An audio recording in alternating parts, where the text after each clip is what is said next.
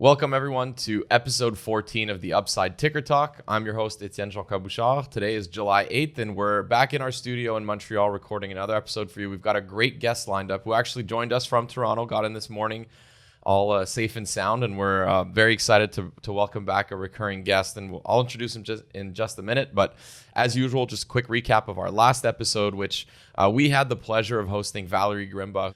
That was a great episode. We had the chance to talk about things like the impact of AI on various different indices, various different ETFs. We talked about some of the different themes that have been very popular in the Canadian ETF industry, as well as the US ETF industry. And obviously, Valerie's expertise working with their US partners, I think, was great value add that we don't necessarily always get a lens into, being really kind of focused in on Canada.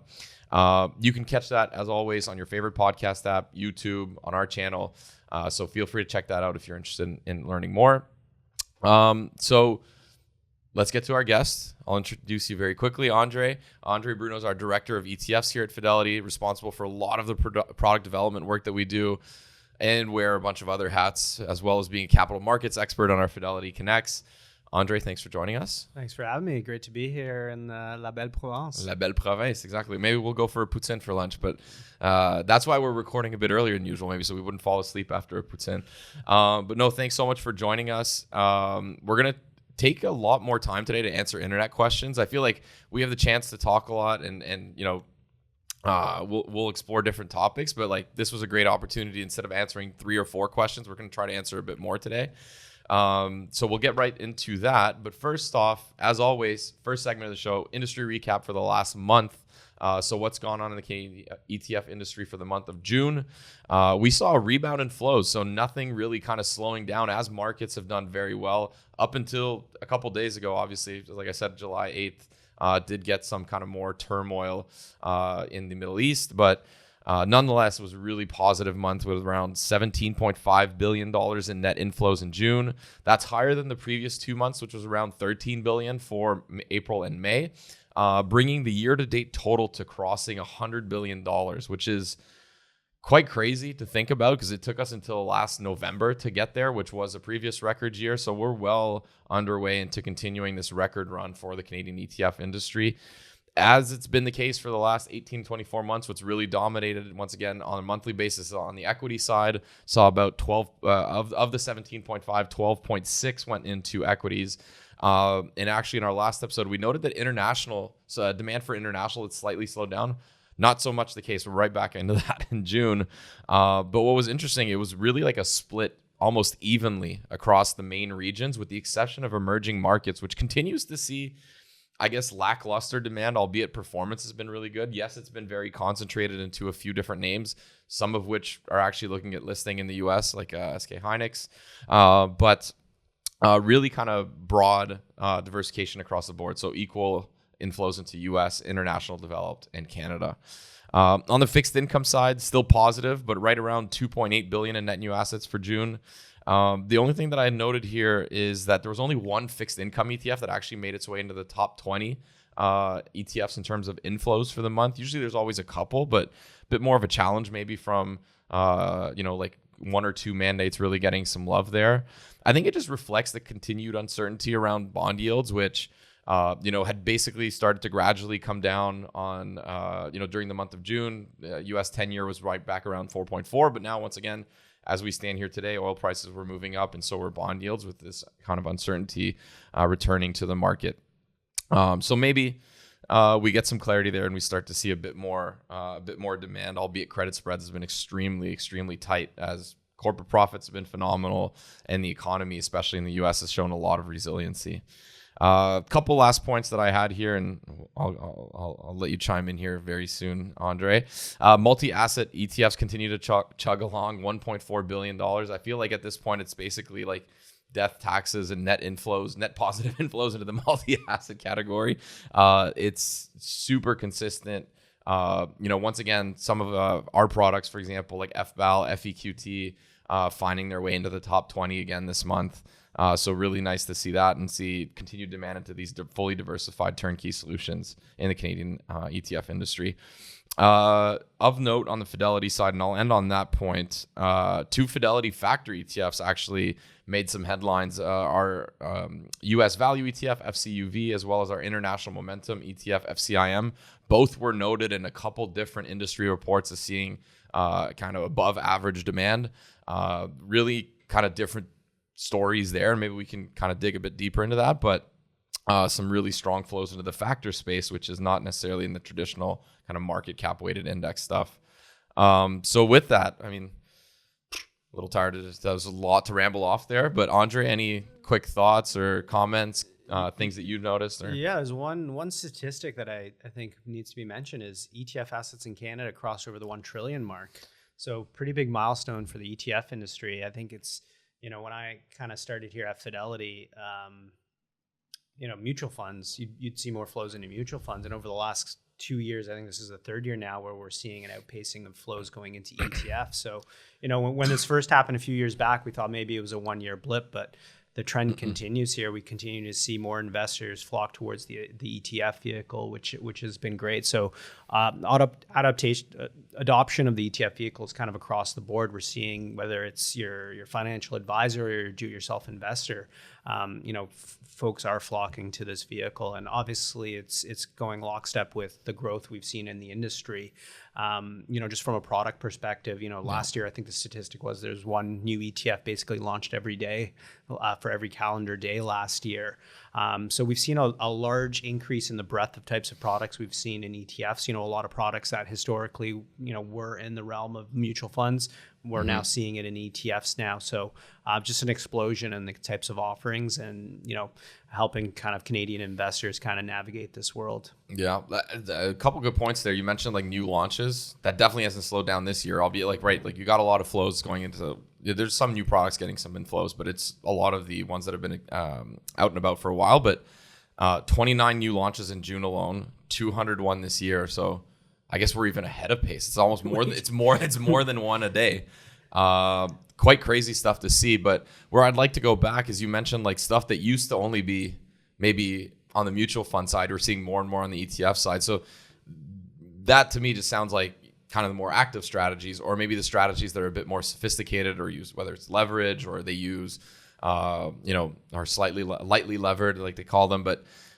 The active side has really been gaining a lot of traction. You and your team have worked on a few ETF series over the past couple of years here at Fidelity, our largest being our Global Innovators ETF. But maybe talk to me a bit about the growth of the active side and like where you guys have been seeing that demand come from, because it is quite interesting that there's actually now more active ETFs listed in Canada than passive ETFs. Yeah, I mean, we talk about the statistics around launches as well. If you take a look at new launches, the lion's share are active. Obviously we have kind of these established commoditized index-based products that have been around for quite some time.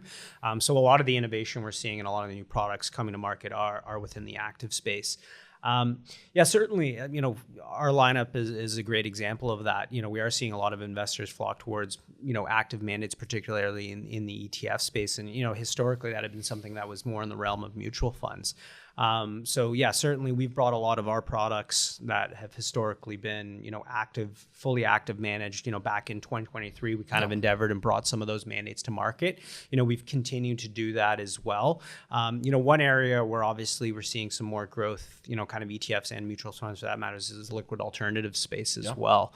You mentioned lightly levered ETFs. There's a lot of option-based strategies coming to market with, different type of risk reward profiles. So we're continuing to see innovation there.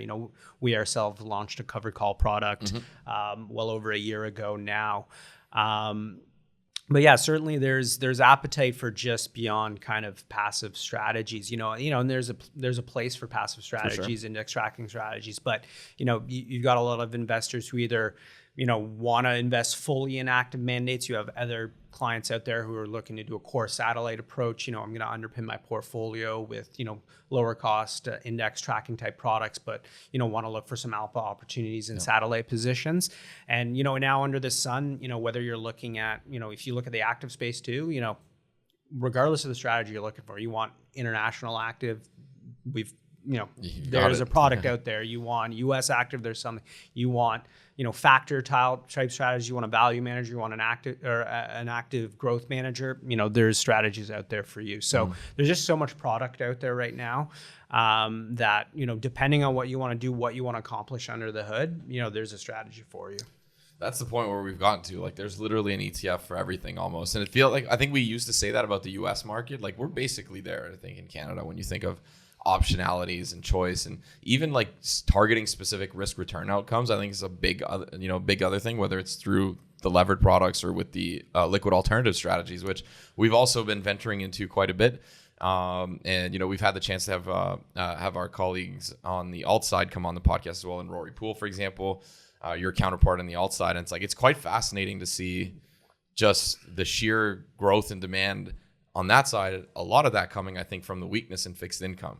So maybe I'll just quickly go there, because I mentioned like fixed income is positive, but like it's been kind of fairly muted demand for fixed income. Yeah. In like, from your perspective, is that just, investors, advisors not really seeing that as a great risk reward right now? And on the fixed income side, is it like challenging market conditions, so you're like, I want to avoid it completely? Is it because there's just all these better alternatives now that to them, a mix of maybe different things, but like kind of just thoughts on fixed income, because it has been pretty tricky? I think there's a couple things at play here. So the first thing I'll say is, if we think about kind of a balanced portfolio, 60-40, and we had an event back in May where we had, Andrew Marchese was on stage. We also had Yurin Timur, our director of global macro, on stage as well. And they referenced this concept of a 60-20-20. And that kind of other 20 bucket is looking at kind of alternatives. Yep. And where that all comes into play is if we think kind of over the last 5 years, we've had a couple of years where stocks and bonds have been highly correlated. Yeah. So I think, one part of the answer to why people aren't flocking to fixed income is people are looking at that other 20 bucket. Yeah. Is like, but it's being sourced from. Exactly. Being sourced from the fixed income bucket is like, can I find solutions that I can get a different correlation profile relative to stocks and bonds? Because if we do have a year like 2022, for example, where everything just correlated and went down, it's like, what can I put in the portfolio to provide a little ballast during those periods? I think the other side of the equation for fixed income is, if we think of fixed income right now, credit, the risk reward is not great because everything is super tight. So when you're on the top of a mountain, there's only one way to go.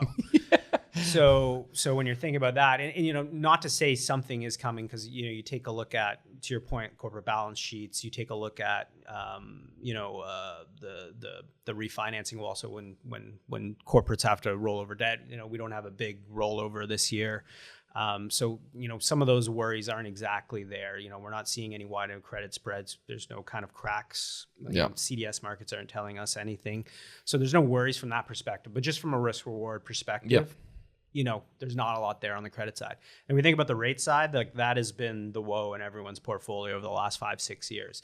We had that period, kind of post GFC, where rates were low and kind of steady for the longest. Steadily kind of grinding lower, basically. Grinding lower, and then, we bumped a little bit higher, and then, it was only more recently where we got back to kind of 5% on overnight rates. We've since come down. Obviously, there's been some cuts, but it's been that duration side that's caused a lot of pain for people. And right now we've got this, geopolitical risks. Obviously, we're seeing kind of oil prices yo-yo with every new announcement of ceasefires, and war's going to end, war's back on. So I think that's the main worry for rates right now, is how long is inflation going to run higher? I think OPEC recently announced that they were going to increase supply, so that should kind of help kind of keep a lid on oil prices. But at the end of the day, it's, coming down to the rate story, it's just this uncertainty around inflation. If inflation is going to be here, it's going to be stickier, it's going to be here for longer. We don't know when this war is going to resolve itself. We don't know when the Strait of Hormuz is going to resolve itself. We don't know if oil prices are going to go much higher.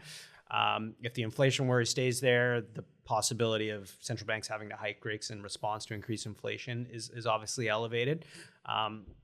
There's a different story between the Bank of Canada and the Fed there. Obviously, if we take a look from an economics perspective and we're thinking about monetary policy, obviously in the US, economy's still humming along. Canada, technical recession.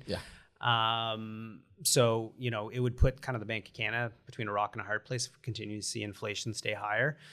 So we'll see. A lot of uncertainty around that, which ties back to the rates. Like we don't know which way rates are going. Are they going higher? Are they going lower? So there's certainly risk on the rate side. So certainly, you could, ostensibly see if people want to focus on the shorter end of the curve, kind of get duration risk out of the equation. Like that is kind of the safe kind of safer place.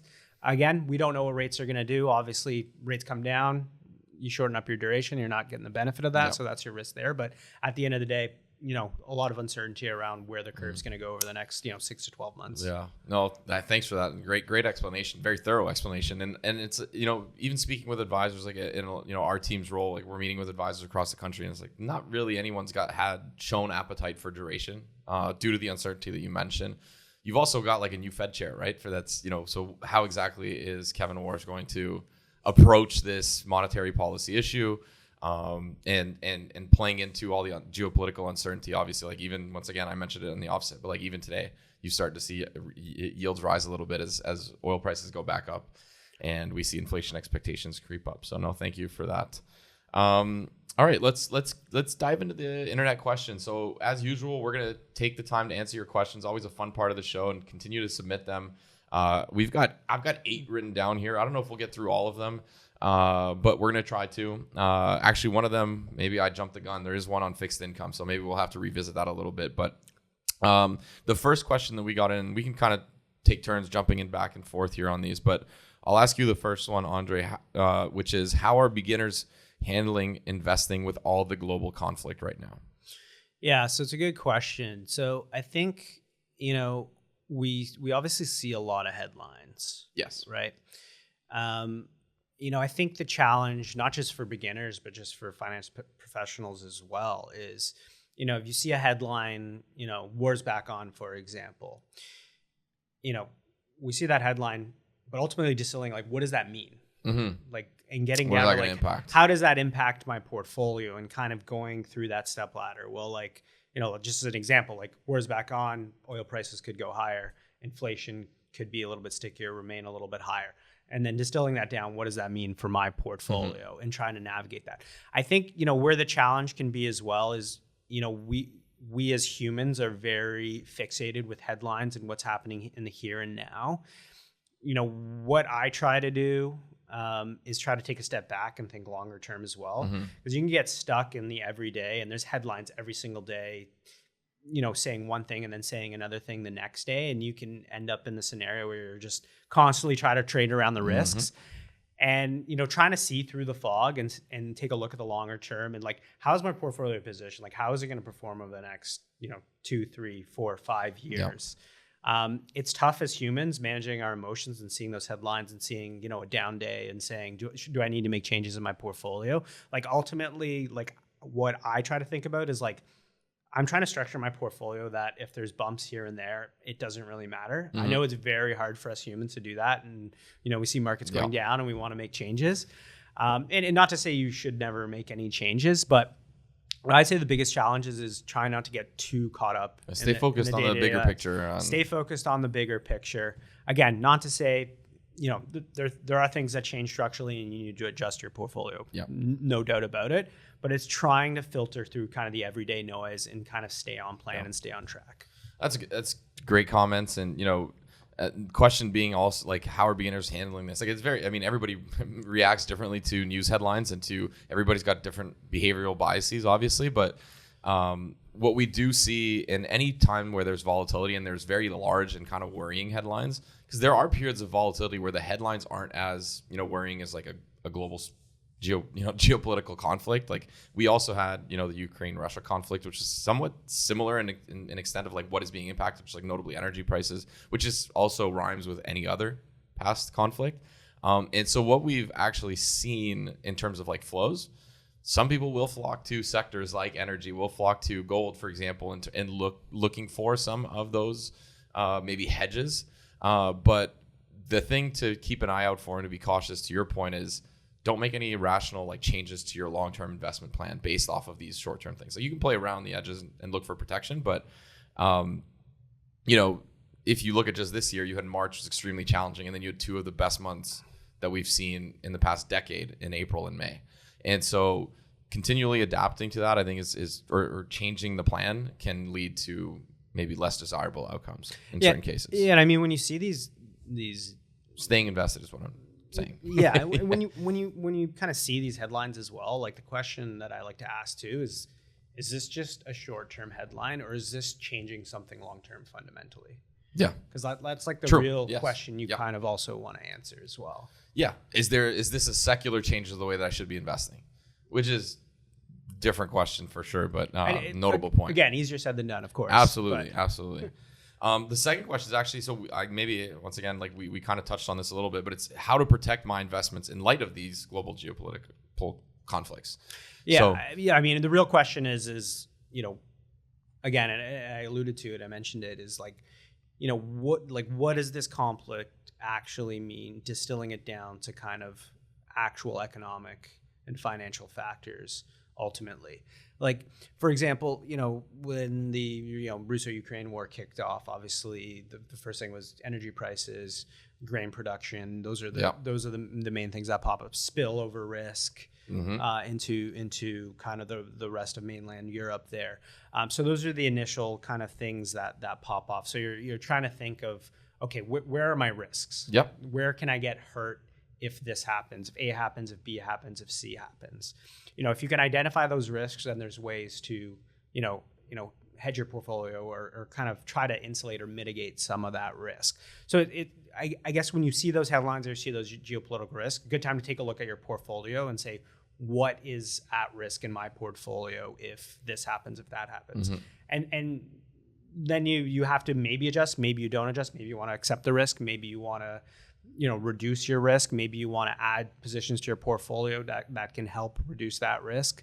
For example, we can even talk about the Iran crisis right now. Obviously, the first thing you want to do is how much energy exposure. Yeah, how much exposure I have, and how much commodity exposure do I have? Commodity exposure, like maybe you had very little and you wanted to add some to take advantage of increase. As an example, Yep. I'm not saying that was the right or wrong call. No, we're not making. This is not financial advice. Just as an example, it's not financial. Financial advice. So those are sort of things you kind of want to look out for. Like, what does this mean for my portfolio? Is my portfolio going to be affected by this event? Is it not going to be affected by the event? Is there a positive upside to this event that I could be taking advantage of under the hood? Like, we mentioned like staying invested earlier. Well, I mentioned it in the sense of like, it seems like it happens so often when there's risk off events. Like we see increase in demand for like money market type, ETFs, cash alternatives.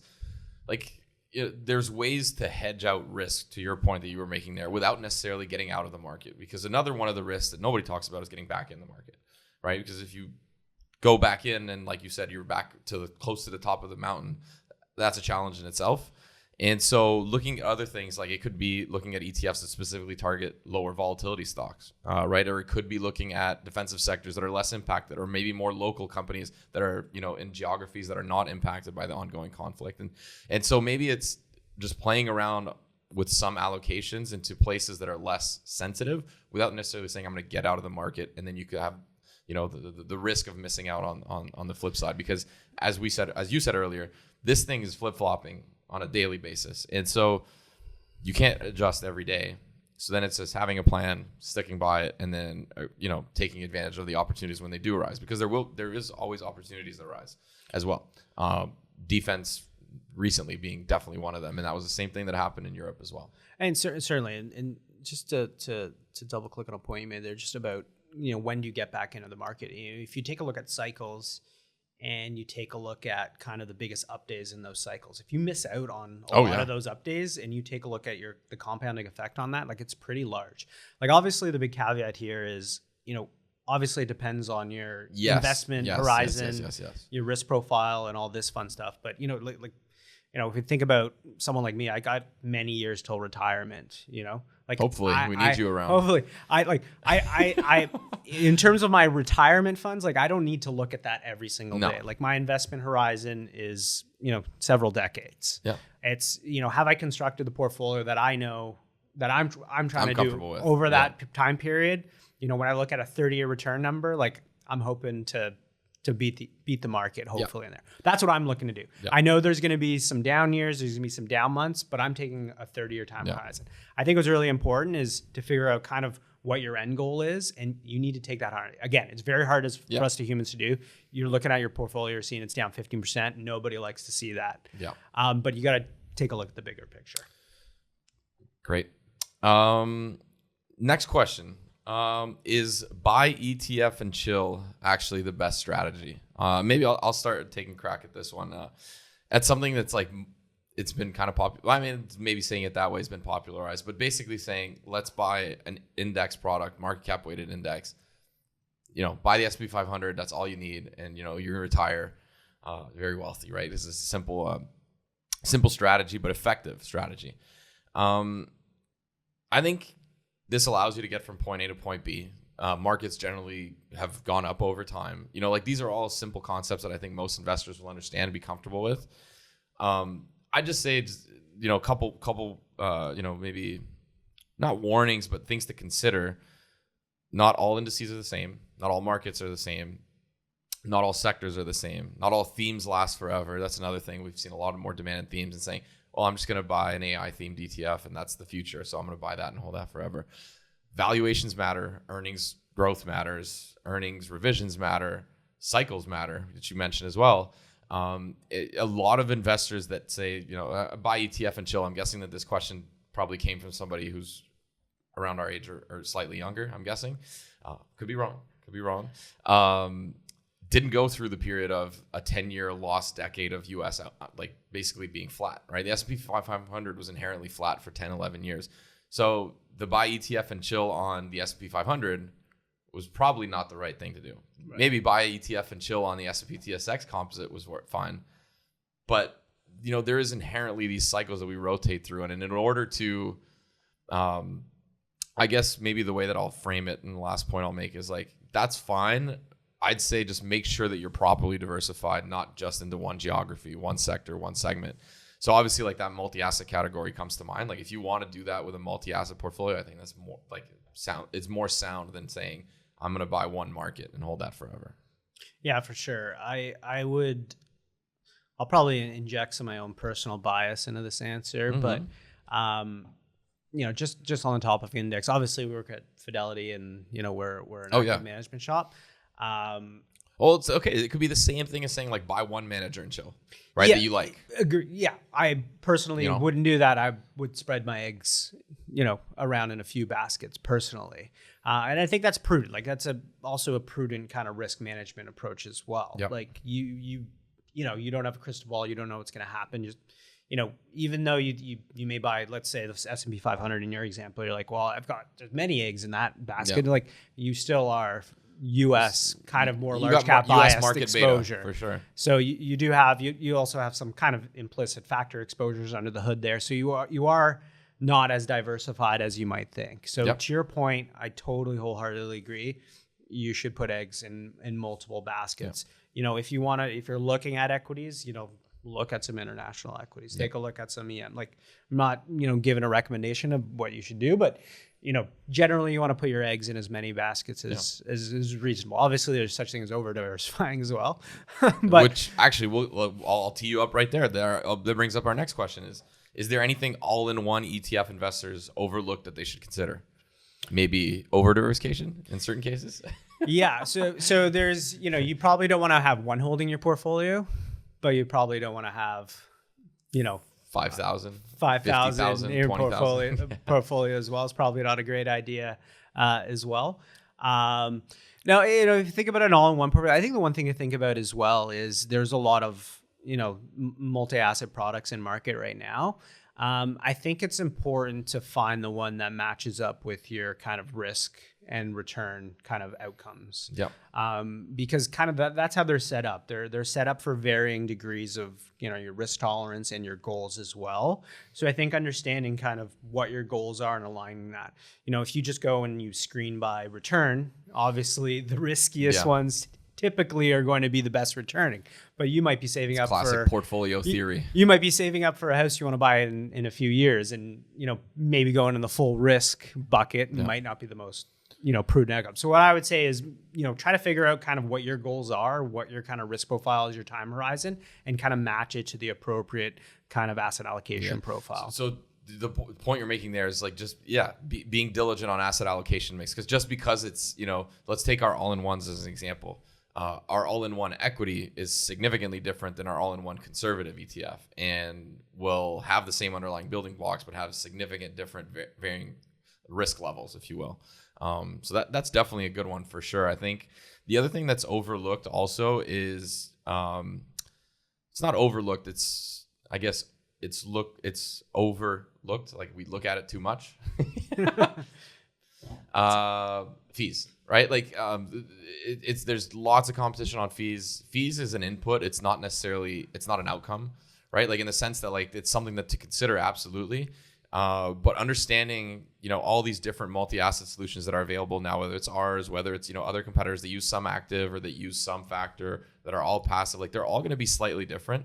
And a lot of those differences will have a material impact on performance, and we can see it by the varying degrees of performance. And I think that something that's often overlooked is just fees, right? So we look at fees. It's kind of the screen end all be all. Try to look under the hood and like, how are you generating this return? How are you potentially looking at generating alpha? Like, or do you even want to generate alpha? Like, do you want to give yourself a chance to generate alpha? That's another one that we come up across a bunch, obviously. But I mean, as the old saying goes, fees are what you pay, values what you get. So the question, I think the question that most investors should be looking at is, am I getting value for the fees that I'm paying? Yeah. If I can find a mandate that's going to compound my money at a better pace over time, personally, I'm willing to pay a slightly higher fee for that. Ultimately, if it can get my portfolio growing faster, I personally, again, I'm biased. I work at Fidelity, obviously, but that's the point. Again, is am I getting value for the fees that I'm paying? Yeah. Certainly there's examples out there where you could argue I am not. Yeah. But that's where it comes as an investor, whether you're a financial advisor, a personal investor, doing your due diligence. That's the question you should ask yourself, I think. There's so many great resources also to do that now, on like whether it's coming from the asset manager themselves. There's other, individuals who also do reviews of different types of ETFs and portfolios. So definitely you can check out more information online and try to figure out which one is best for you. The one last point I would make is when you are comparing returns across different funds, just a quick note, they are all net of fees. Yes. So the fees are already baked into the return series. So you are doing an apples to apples comparison when you are looking at comparing two different funds with varying fees. We get that one a lot as well. Question does come up. Well, I love like you said, like your bang for your buck basically. And it's also it's funny. And this is something that's like a kind of more random conversation that I had not too long ago. It's just like, with an advisor talking about like fees, like we got CRM3 obviously that's rolling around, so like more fee disclosure. I believe that's applying to any type of different distribution channel, and we're very sensitive about it in finance, but it's like when you go to the car dealership or when you go to your dentist or when you go to like, are you picking the lowest cost for everything that you purchase, or is there literally a cost benefit analysis on all these different decisions that you make?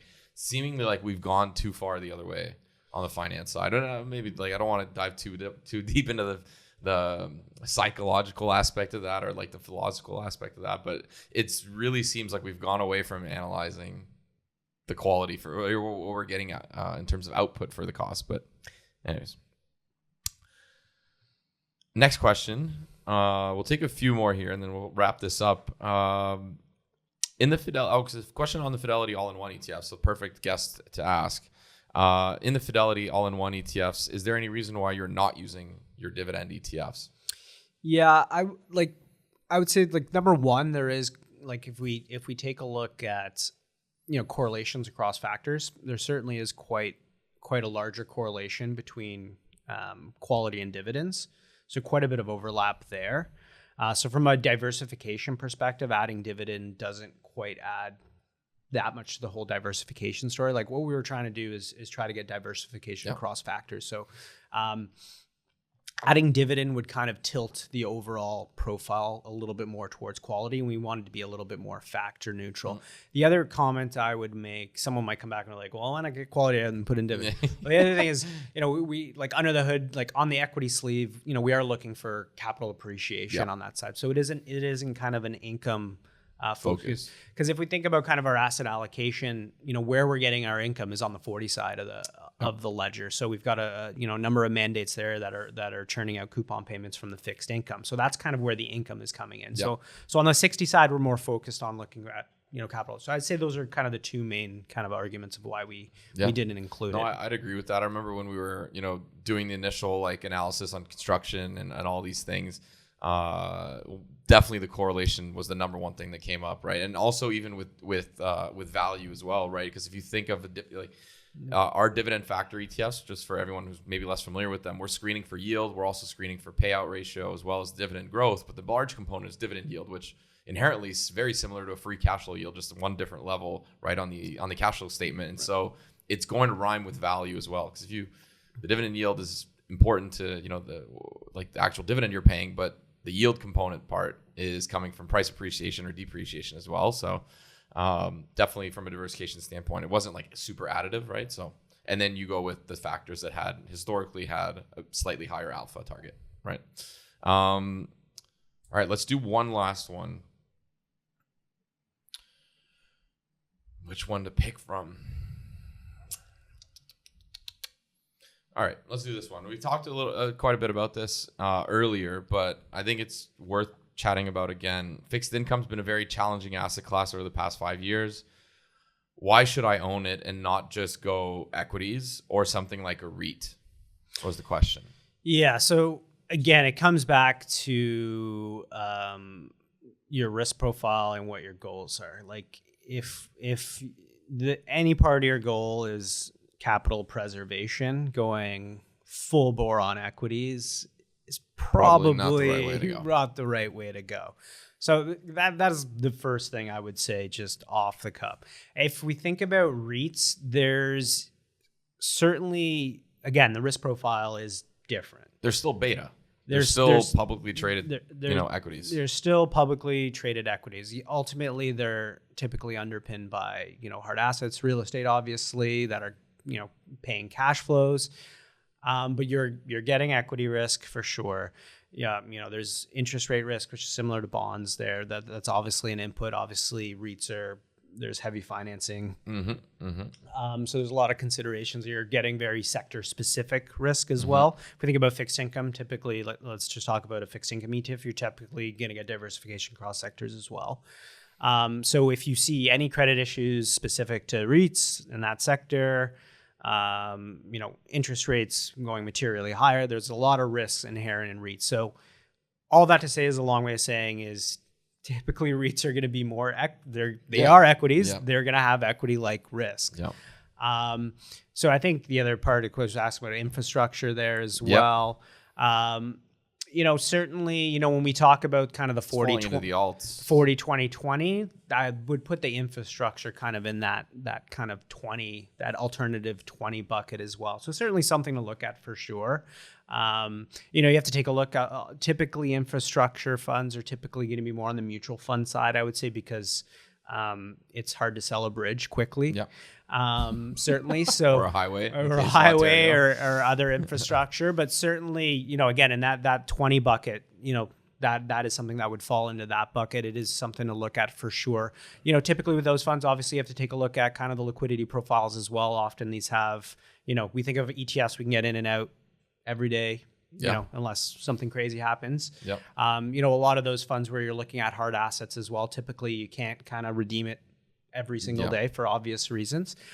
So obviously take a look and do your due diligence over there. So at the end of the day, there's still going to be kind of a spot in people's portfolios for fixed income. Again, if you're super young, high risk appetite, 30, 40-year investment horizon, certainly, it could potentially be appropriate for you to lean heavily more into the equities. But yeah, without knowing your exact goals and risk profile, it's hard to say, don't hold any fixed income. No, for sure. And I mean, varying degrees of risk profiles. Obviously, the other thing is closer to retirement. I think for investors that are looking for income generation, collecting those coupons, getting some cash to literally live off of as you're in retirement, that's definitely still a use case. Yes, yields have come down versus say 15-20 year average, but they're higher than they were 5-6 years ago, right? And you can still generate, if you can get a 10-year treasury yielding 4.5%, at a certain point that might be enough for somebody in retirement just trying to generate income off of assets they've accumulated through maybe more risk on assets in the past. And so that's where I see fixed income is not as, I feel like it's being thrown in the mud quite a bit. It's still an asset class that's providing, some purpose in portfolios, not only from income generation, but also capital preservation in the case of usually economic weakness, which is just not what's been driving market volatility recently. But if you do have kind of more of a recessionary type environment, usually fixed income is a good hedge to your equities. And so, yeah, sir. I mean, in going someone going into retirement or has just started retirement is a bit of a different calculus to someone who isn't. Absolutely. Right? So you're probably doing more of kind of almost like an asset liability matching type portfolio. We're saying, what are my, you're now on a fixed income. You've got your portfolio that hopefully you've built up over the last 30 or so years. And the question you're answering is, how much income do I need every year to sustain my lifestyle? The big bogey there is, how long am I going to live for? How much, and how expensive is my lifestyle? Exactly. That's fair. Awesome, Andrei. Well, thank you so much for joining us. It's great to have you in Montreal. And thank you everyone for tuning in. This was episode 14. If you want to catch up on previous episodes, like we mentioned earlier, your favorite podcast app on YouTube. Thank you so much for listening in, and we'll see you next time.